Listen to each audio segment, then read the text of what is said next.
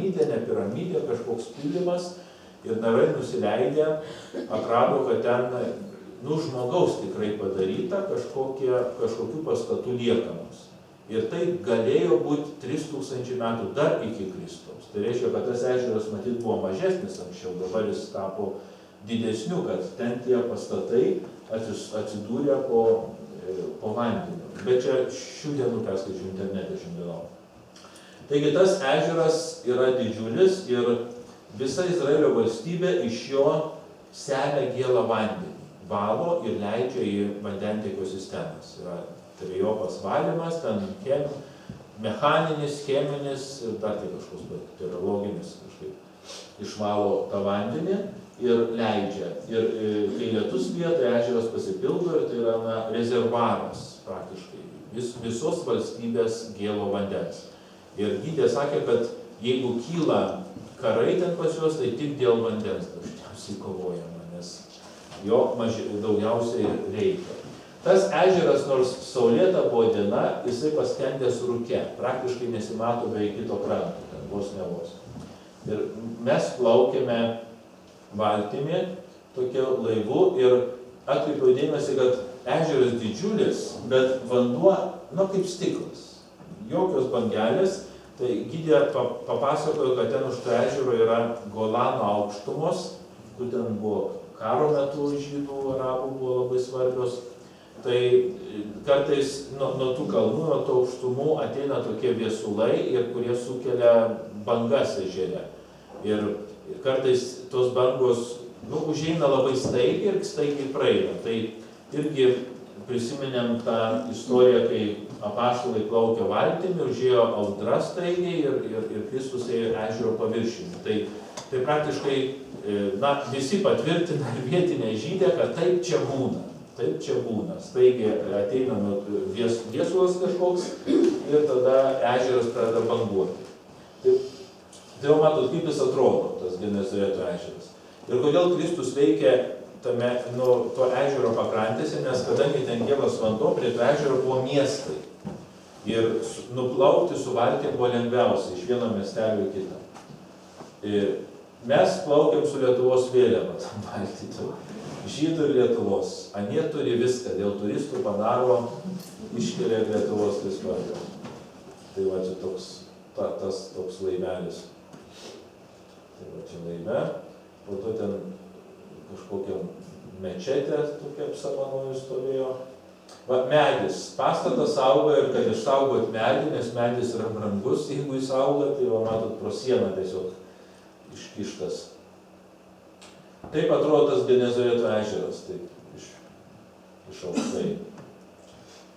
Taigi čia Getsemanės, Getsemanės tas sodas, kur Kristus meldėsi, čia kunigas Akelaitis mišias aukojo. Kaip įdėmėsi, kad už jo yra tokia freska, Kristus taip stovi raudonai apsirengęs ir čia Akelaitis, va irgi taip pat. Praktiškai vienas prie vieno. Jo. Ir reiškia, ten įdomu, kad tenai miegojo apaštalai, kai Kristus liepė jiems melstis. Jeigu nepatogu, ateikit arčiau, va čia galit. Čia yra atskaičiu. Tai prie altoriaus, altoriuose šonuose ten tokios skulptūros, va miegančio apaštalų. Susirangęs po altorių miegą. Tai va. Čia mes atvažiavom prie gundymo kalno, kur Kristus buvo gundomas. Ir čia irgi gamtos galite pasižiūrėti, kad ten yra, kur yra sodai, žemė iškultivuota, reiškia išrankioti akmenis, likęs tik žvyras, tą žvyrą laisto ir ten kažkas auga. Va, Mount of Temptation, gundymo kalnas. Čia irgi jau yra palestiniečių teritorija. Ir taip įdomu, kad, pavyzdžiui, pas arabus sultis, va ten tų greipfrutų sultis. Tai va, sėdi va arabas tokiai va nendriniai palapiniai, pridėjęs ten toliau ten tų greipfrutų. Ir ten toks aparatas yra, jeigu nori atsigerti, ten greipfrutų kažkas su peiliu per pusę, degant aparatus, spaudžia, tai pamatysim dar vėliau ten. Ir ten bėga tos sultis. Tai va čia, kupranugaris šypsosi. Šiaip labai didelis, gal arklys jau didelis, tai jisai už kartį tikrai 1,5 karto didesnis, toks ilgas, Yra galva tokia, irgi didžiulė. Kojos ilgos, jo, tai, va matot, jo, taip, praktiškai jis man iki peties, gulintis, jeigu atsistotų, tai. Na, va čia kažkoks vaisius, citrina gal kokia, čia irgi kažkas, va čia vėl mes dalyvaujam su komundaru. Prifotografavau daug išdžiūvusių upių. Va, reiškia, tokios yra upių vagos, po keliu eina vamzdžiai padėti, nes jeigu lyja liūtis, tai tada upės teka. Kai nelyja, upės nėra. Reiškia, daug tokių upių. Va, matot, vagos išėję, akmenys išgraužti krantai, o vandens nėra, net ženklo. Tai vėl prisimenam tą psalmę, kad aš kaip tas medis prie upelio pasodintas. Reiškia, nes ten, kur yra vanduo, ten, kur yra upelis, ten yra viskas. Va, matot, va, išgraužti upės buvo, upeliai buvo kalnų, viskas, o realiai tai nieko nėra. Čia buvom tokie Jopės mieste, Jafa, dabar vadinasi, anksčiau Jopė, ir Naujam testamente yra paminėta. Ir čia labai gražus palmių parkas. Įdomu tai, kad palmės, jos įdomiai taip auga, vat tas kuokštas, jisai išauga, po to jisai nulinksta ir jį reikia apgenėti. Ir va matot, kai reikus į tą palmę, tai nulinksta ir sudžiūsta, o ten nauji kuokštai auga. Tai va matot, čia vat niekas neapgenėja, tai jie tokie stovi kaip baidyklė. Va taip atrodo, iš apačios tas kotas apgenėtas, o taip visas kaip šieno kupeta. Bet ten jie sumedėję tie, pas mus tai tokios palmytės, kur namas auga mažus. O ten tai tokie, na, medis, tikras medis palmė. Va taip atrodo, va tas. Reiškia, tie šakos auga ir po to užlinksta, jas reikia apgenėti. Na va, ten seni miestai, tos gatvės tokios, na, tik tai vienam praeitės ir liukui praėjot. Griuvėsių daug visokių, gėlė žydėjo, tai buvo vasario mėnesis pagal mūsų. Čia medis pasodintas į kažkokį kiaušinę, tas kiaušinis pakabintas, tai va, tai visi žiūri įdomu. Ir tam Jofės mieste yra buvęs ir Napoleonas, tai po to Napoleoną papasakosiu. Dabar mes priėjom prie tokio Simono namo. Tas namas yra aprašytas Apaštalų darbų knygoje ir čia va kunigas Akelaitis tik atsivertė tą vietą ir perskaitė. O ten buvo taip, kad Petras buvo tam mieste ir po to ten Jopės mieste ir ten viena moteris mirė, jos vardas buvo Dorkatė ar Gazelė ir ten jinai buvo audėja, kažkokia siuvėja.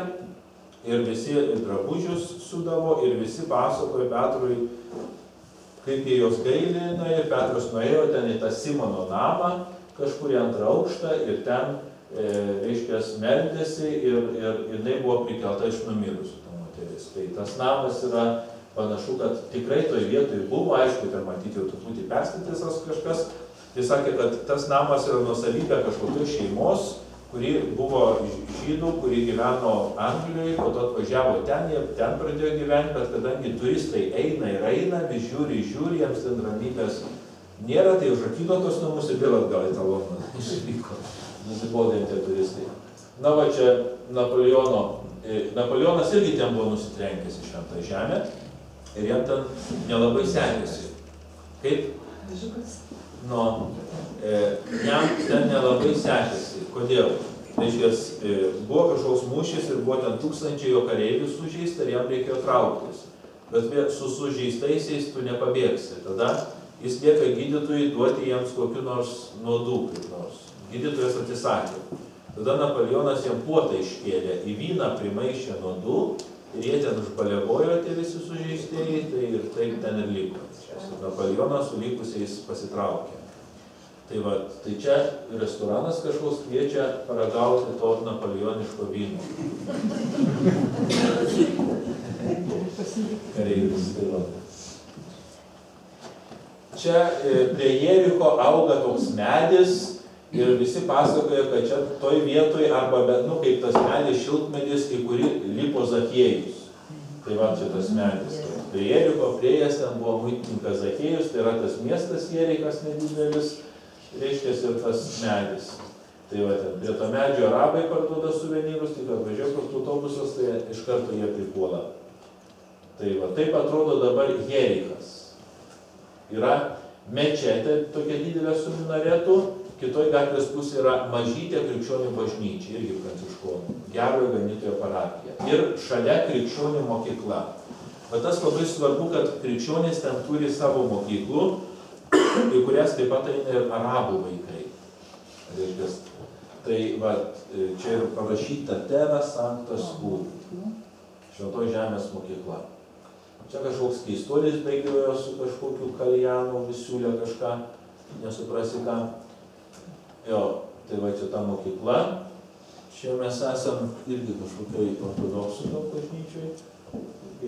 Va čia tos mokyklos, reiškia, stadionas ir ten iškelta ta palestiniečių kairiai pusė vėliava, o dešiniai pusė balta ir geltona yra Vatikano vėliava. Tai reiškia, tos teritorijos yra realiai krikščionys ten patys tų įstaigų, nei mokyklų neišlaikytų, reiškia, vis tiek yra remiami iš viso pasaulio krikščionių. Na, labai svarbu, kad būtų ir krikščionims, ir būtent piligrimai, kurie ten važiuoja, savotiškai irgi palaiko ir tas bažnyčias, ir tos, Jeriche jau geriau, matot, upelis truputį vandens turi. Tai va ten tokie įdomus dalykai. Va čia ta Gerojo Ganytojo parapija, mažytė tokia bažnytėlė. Ten pabuvom visiškai maža, kaip mūsų koplyčia. Va čia mergina kalbasi, telefono automatą ant kelio pasidėjus. Tai va čia tokių vaizdų pamatyti galima. Čia mes matome Jeruzalės mūrus. Kaip? Raudų siena.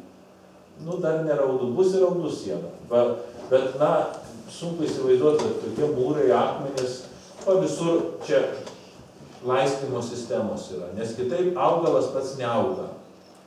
Mums atrodo, kad Dzūkijoje nederlingos žemės, o ten tai vien tik žvyras, smėlis žvyras. Čia va tas Jeruzalė atrodo, viršui ten tas viršutinis miestas, Jeruzalė su sienom, atstatytom, žinoma, tos sienos, kur ten buvo sugriautos nuo Kristaus laikų, ne kartą. O čia yra toks slėnis ir didžiulės kapinės. Tos kapinės yra labai senos, nes prestižinės, žydai ir tik turtingiausiai ten laidojasi. O čia tokie, ten aišku, pievelės, bet ten iš tiesų yra labai seni kapai po to. Tai pievelė. Nes teigia, kad pasaulio pabaigoje, kai bus mirusių prisikėlimas, tai pirmiausiai prisikels tie, kurie ten palaidoti. Tai jie taip ir nori tenai pasilaidoti. Priešais ant vieno kalno Jeruzalės tas senasis miestas, ant kito kalno yra tokia irgi visų tautų bažnyčia. Vokiečiai ją pastatė maždaug prieš 100 daugiau metų. Ir ten šalia jos yra tas Alyvų kalnas, kur Kristus galėjo melstis. Na, čia man matosi taip, nuo Jeruzalės tos sienos. Ten yra kažkokie archeologiniai kasinėjimai, įvairūs kapai, kaip toli matosi. Reiškia, yra tas istorinė dalis, kur tie senieji kapai, tai palikta tiesiog taip, neužstatyta kokiais pastatais, nei gatvėm, nei nieko, tiesiog. Čia ta siena. Na, tos sienos. Ir krikščionių kapai yra labai seni, matot. Tik tai akmenys ir su kryžiais ten. Aš esu. Ir ten tose kapinėse lyg tai rodė, kad ten tas, kur toks bokštelis iškilęs, ten palaidota faraono dukra. Kažkaip irgi jinai Jeruzalė atitekėjo, tai irgi čia jau žino 1000 metų. Ir ten jinai ar keliaudama mirė kažkaip, tai ten toks jos, kažin ar jinai ten yra, nes ten jau tiek kartų buvo išplėšti tie kapai jau ypač turtingesnių, bet kokia atveju ten faraono dukra. Tai va taip atrodo tie archeologiniai tyrinėjimai Jeruzalės, reiškia, ten, kur šventyklos. Čia vėl ta bažnyčia. Čia mes ėjome į tą bažnyčią ir ten alyvmedžiai. Tai šitie alyvmedžiai yra labai seni. Na, nežinau, ar jie siekia Kristaus laikus, bent jau kažkur 1000-metį, kokių 12-11 amžių siekia. Tai reiškia, storiausi medžiai ir alyvmedžiai labai įdomiai, jie lėtai auga. Pavyzdžiui, kaip sako, kad jeigu kas pasodino alyvmedžius, tai tik vaisiai bus tik anūkas maždaug. Tai jie labai lėtai auga. Ir įdomiai taip auga, kad kai jau jie apmiršta tas kamienas, iš to kamieno, nors jisai atrodo, kad stovi visiškai sudžiūvęs, iš to kamieno dar šakos žaliuoja. A čia kažkoks, ir tie alyvmedžiai jie tokie stori labai. Bet ir matau, tos šakos tokios plonos, jos žaliuoja. Tai toj vietoj tas yra alyvų sodas ar alyvų kalnas, nes tai ant vieno kalno yra šventykla, o čia tas visas slėnis su tom garsiom kapiniam jau istoriniam ir ant kito kalno, reiškia, tas alyvų kalnelis. Aišku, galima pavadinti kalną, nes tokiam kalną. Va tokie, matot, žmonės tokio dydžio, tie kamienai, jie net suskylė, jau tokie labai jau seni.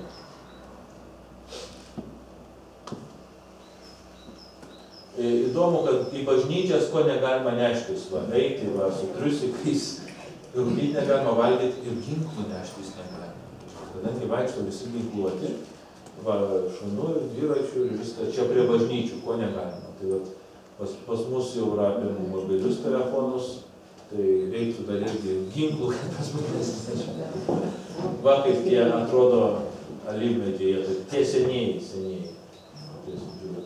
Na va, čia dar nuo aukštesnio kalno, matote, ten tas auksinis kupolas, ten iš tiesų yra musulmonų mečetė. Kodėl žydai ir musulmonai nuolat jaunasi?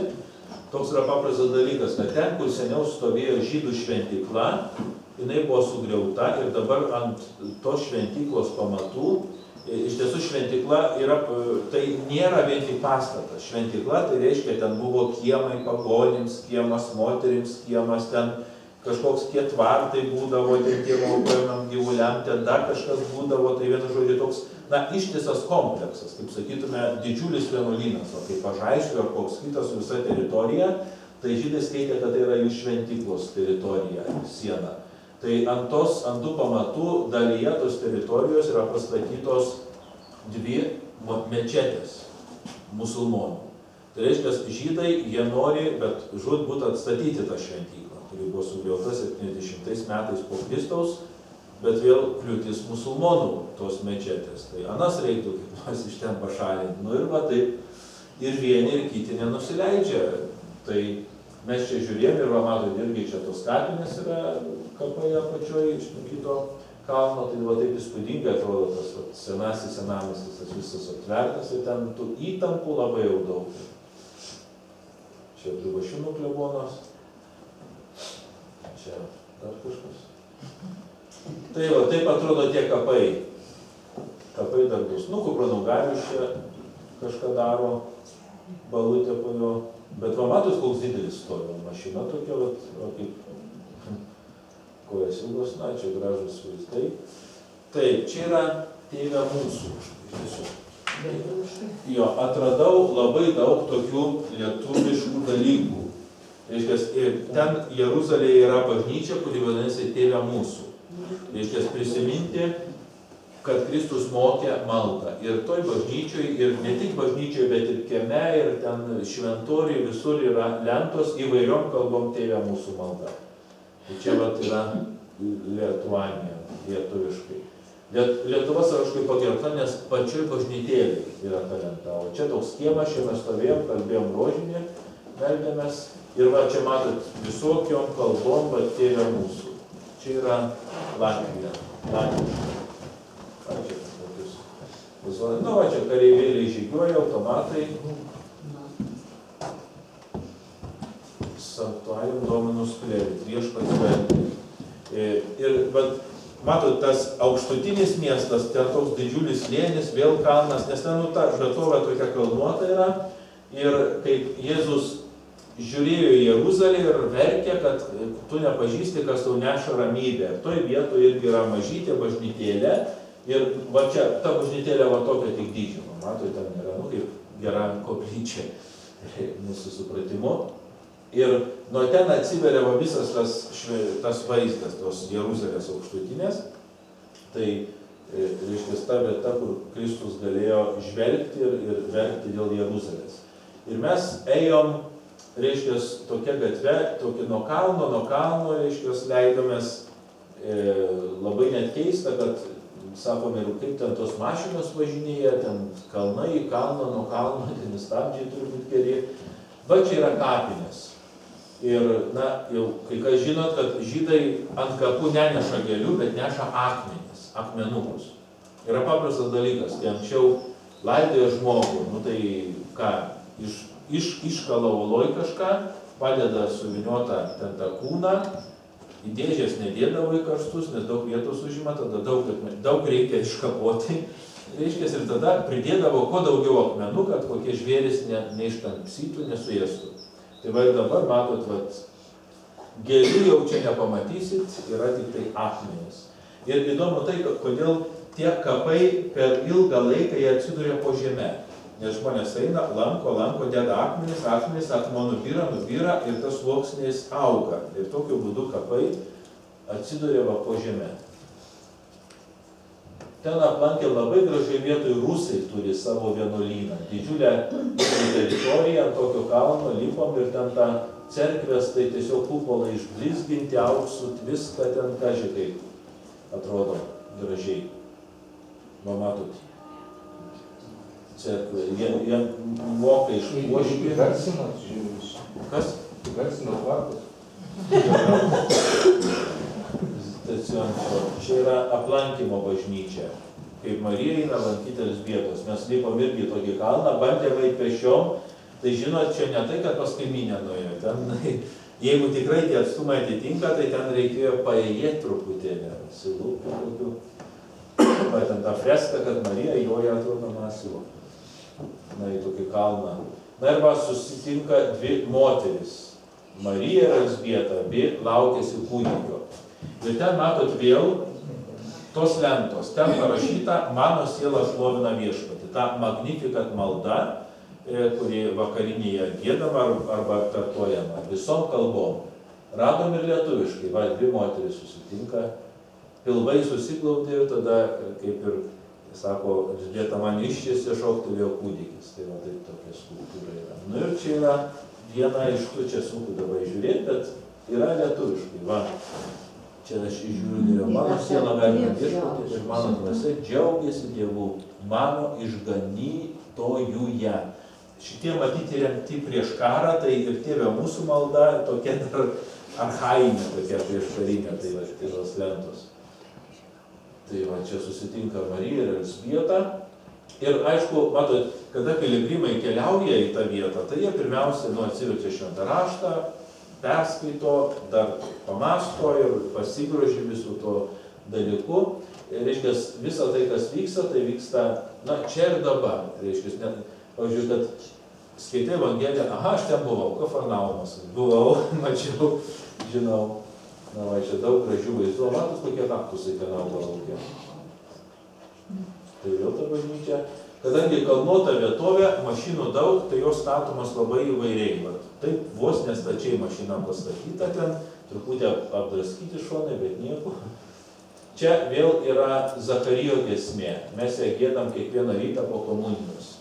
Garbėtėse viešpačiu Izraelio Dievui, tai irgi visom kalbom. Nu, aš lietuviškai neradau. Arba prastai ieškojau, arba dar niekas lietuviškai jos nepakabino. Čia yra rusiškai daros. Čia jau įeiname į Jeruzalę senamiestį. Na, tas, va matot, čia irgi Jeruzalės gatvėse, pas jos prekyba vyksta gatvėse, rytietiška. Išneša viską, kad turi, parduoda bandelės, kad viską pastato ant stalų ir niekas nepanikuoja dėl kokios higienos normų ar dar kanos. Tai va čia ėjimas į Jeruzalę, nes į Jeruzalę tai yra kopti, reikia kopti, nes miestas yra aukštai, tas aukštutinis miestas irgi yra aukštai. Tai va tie vartai tokie Jeruzalės irgi naujau statyti. O tos gatvelės, o tokios siauros, mažos, paklysti labai lengva. Mums davė 2 valandas laisvo laiko, aš ten paklajojau po Arabų turgų, tai po to klausinėjau, kaip surasti ten tą Kristaus kapo bažnyčią, prie kurios mes buvom susitinkę. Taigi, ten ėjau sekmadienio anksti ryte, dar nebuvo tas turgus prasidėjęs, tai ėjom Kryžiaus kelią. Kryžiaus kelią ten įrengė, prisidėjo prie atnaujinimo mecenatai. čia yra tokia lenta, kas prisidėjo, yra įrašyti lietuviai Kazickai. Milijonieriai, ten tie verslininkai, jie iš Amerikos. Juozas Kazickas. Parašyta taip. Jūratė Kazickas Family Foundation in Memorial of Alexander Kęstutis Kazickas. Tai nežinau, čia, Kazickų giminė, žodžiu. Tai va, ir vėl lietuviai prisidėjo prie Jeruzalės. Tai va, čia tos Jeruzalės gatvelės, tokios eini, grįstos daug akmenų.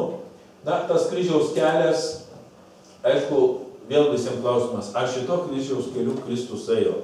Aišku, kad ne šituo, nes Jeruzalė buvo bent 2 kartus jau sugriauta ir aišku, iš tų pačių akmenų atstatyti tie namai, visą kitą, bet gatvės jau kitaip išplanuotos, jau atstatant kitaip. Bet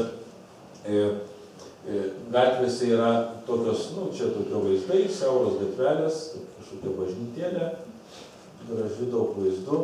Čia bažnyčiai vienoj pamatėm ant grindinio šitą, sakom, kas čia tokio, tai gydė sako, čia kai Kristau, reiškia, kauliukais kareiviai žaidė, metė burtą dėl Kristaus drabužių. Čia toks žaidimas kareiviai, galbūt nežinau. Tai va čia daug tokių dalykų, kur ne tai, kad klausti, ar čia tikrai tas ar ne tas, bet tiesiog, čia susišaukia, primena kiekvienam piligrimui, kad čia va tai buvo, iš karto primena į šventąjį raštą, kaip čia kas. Ne tai, kad tas pats akmuo būtų ten kažkuo ypatingas.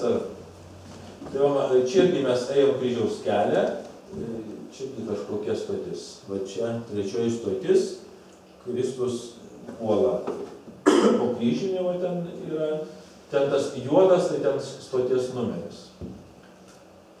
Ir rado vienoj bažnytėlėje va tą Dievo gailestingumo paveikslą Vilniaus.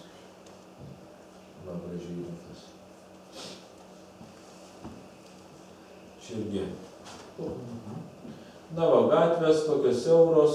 Čia va yra įdomu, kai Kristus buvo nukrytęs, atsirėmė ant grindinio ir kaip ten, tokia legenda, kad va, ranka taip ir liko akmenį. Tai va dabar tas akmuo sienai mūrytas ir visi turistai eina paliečia.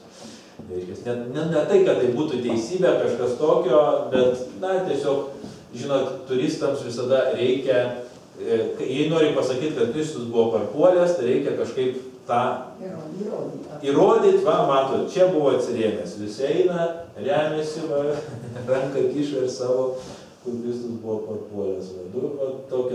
Tokie yra, sakyčiau, galbūt ir piligrimams, ir turistams sudabartinti, suaktualintą dalyką. Čia kunigas skaito, čia dar kažkas kryžių nešė. Na va, tokios gatvelės, vis keli. Ir tos siauros, ten nusisuki, ten nuveda, apsuka aplink ir jau nebežinai, kuria pusė. Nes nieko nematai, reiškia, matai tik tai mūrus ir, pavyzdžiui, kur kitur, va, matai bažnyčios bokštą, matai dar kažką, nieko nematai. Tik dangus matosi, jis visur beveik vienodas. Tai va, čia toks, čia irgi va, dar kryžiaus kelias sustoja, va, perskaito mąstymus, ir čia einame tą Kristaus kapo baziliką. Čia atkalaitis.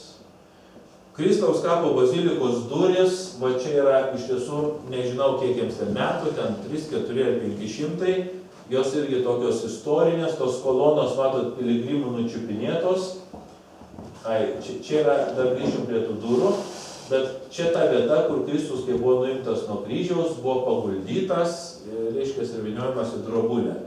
Aišku, ten yra kažkokia ola po to ir, iš viršaus uždėtos ten tos akmens marmuro plokštės, tai tas marmuras jau visas nuglostytas, nes žmonės ten eina, glosto, meldžiasi. Ir mes ten irgi katalikiškoj daly šventėme mišes, tokiam rūsy nusileidom, tokia koplyčia. Čia irgi kunigai skaito, tokioj nišoj. Čia dabar labai įdomi situacija, kad Kristaus kapo bazilika priklauso 6 krikščioniškoms konfesijoms. Ten ir armėnams, ir kažkokiam koptam krikščionims, ir graikų ortodoksams, ir katalikams vakarų. Kiekvienas turi savo kampą, savo dalį. Ten irgi ten statyta, pristatyta, ten net nesuprasti, nėra taip, kaip pas mus eini, bažnyčia, tiesiai, matai altorius, ten kur Kristaus kapas, tai ten tokia kaip maža bažnytėlė pastatyta, labai sena, ten buvo žemės drebėjimas, tai vos nesugriuvo, tai jinai ten suvaržyta tokiais, reiškia, tokiam geležimis, o duris saugo arabas.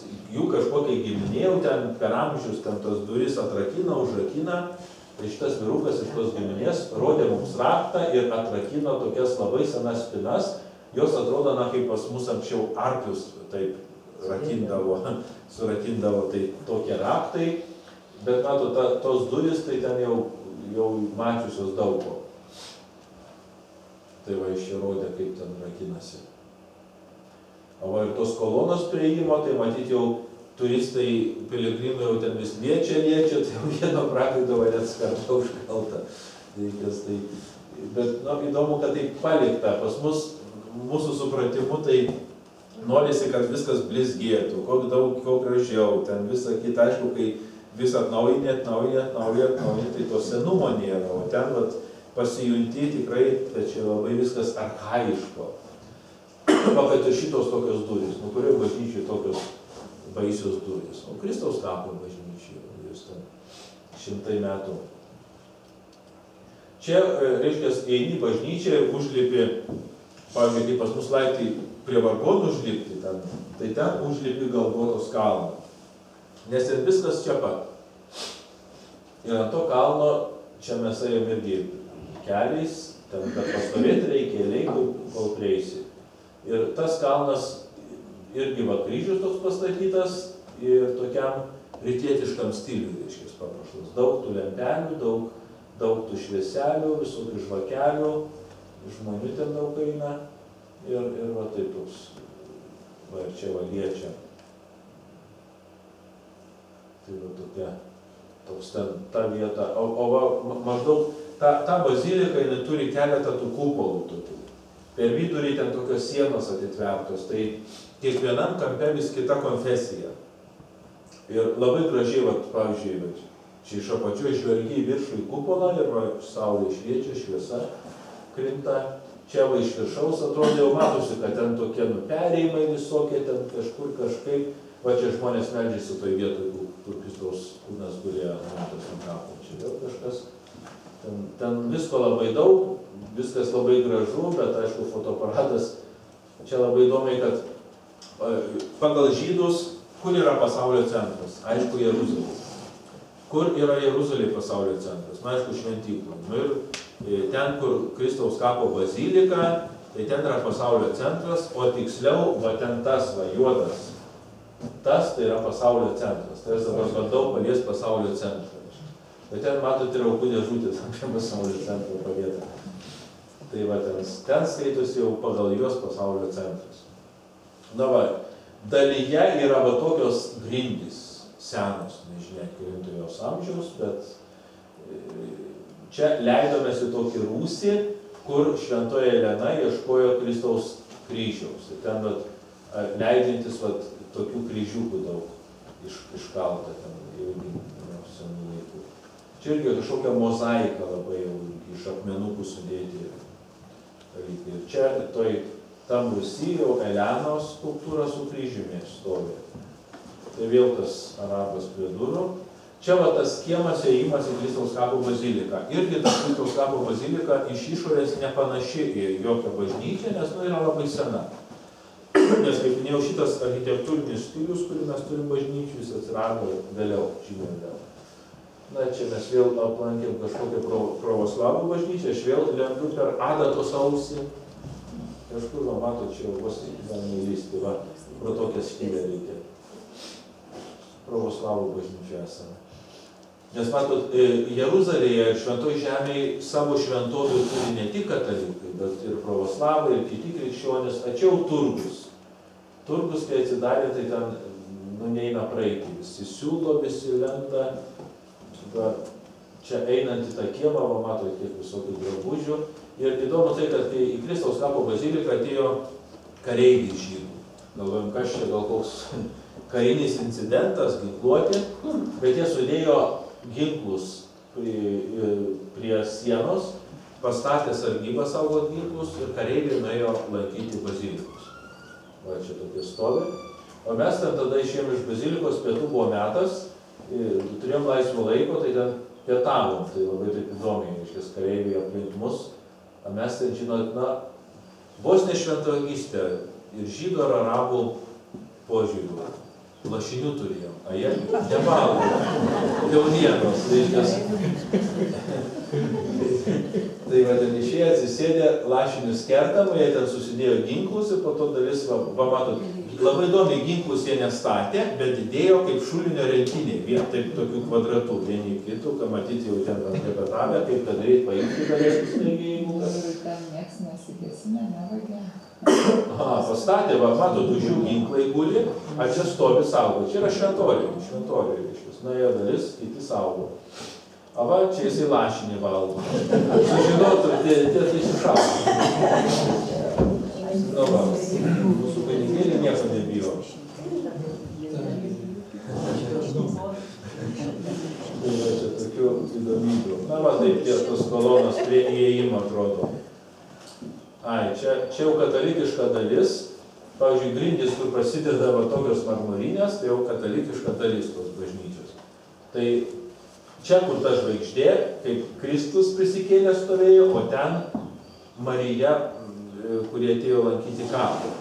Ir rado tuščią kapą. Ir ten toks altorius ir paveikslas, kaip Marija ir Kristaus susitikimas po prisikėlimo. Tai va turgus. Turgui irgi niekas nesismulkina, panašiai kaip sovietmečių. Pakabintos kumpiai visokie. Matyt, čia jautienos, taip suprantame, spaudimas jie bijo. Čia Jeruzalė, ai. Čia pinigų keitykla, va vaikšto žmogelis, laiko dolerių pilną saują ir šūkauja, kad iškeis pinigus. Tai čia va siuvėjas, va turgų eini, siuvėjas siūna kažką reikia. Reiškia, toks rytietiškas, aš labai įdomus. Čia yra jūs. Ėjom, tai labai įdomu, kad ten yra arabų kvartalas, čia Jeruzalėje vaikšto senamiestį. Įeini tik žydai. Žydai yra ortodoksų, jie su tom teisais, tais kasytėm tokiom. Ir apsirengė juodai. Tai čia žydų vaikus mokina. Čia mes esame žydų kvartale. Ai, čia Jeruzalėje labai įdomu būtų ūkiui vandentiekio skaitliukai stovi gatvėje. Va taip va. Čia kažkokia kanalizacija šitą gatvę. Ir va taip, eini, būtų išvedžiota tenai tie šlangai nuvesti ten kažkur aukšto. Va taip, va matot, va taip praeidėmis daug kur matėm. Taip, reiškia, nebūtuose. Tai akivaizdu, kad niekas nevagė. Čia va žydas. Labai įdomiai tie tradiciniai žydai, kurie jie laikosi visų apeiginių nurodymų, tai yra realiai šiandieniniai fariziejai. Kristaus laikais jie yra ortodoksai žydai. Jie laikosi labai religinių nuostatų, nieko nedirba ir turi labai gausias šeimas. Virš 10, ten daugiau vaikų. Reiškia, ir jie yra išlaikomi, net iš biudžeto, ten juos remia ir net ir mažus vaikus jie iškart rengia taip juodai baltai, reiškia, su tajom kasytėm, berniukai, mergaitės, čia kažkokie